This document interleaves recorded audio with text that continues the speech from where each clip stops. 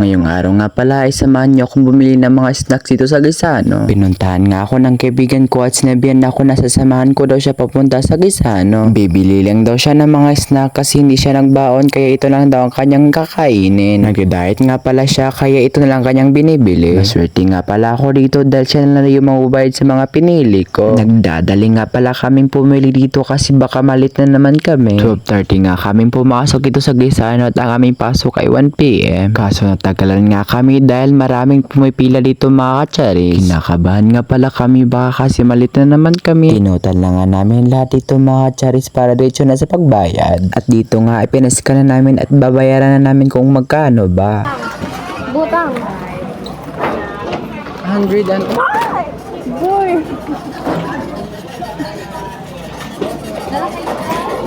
So ayun nga mga charis, 150 yun na bayaran niya. At dito na nga matatapos sa aking video. Thanks for watching.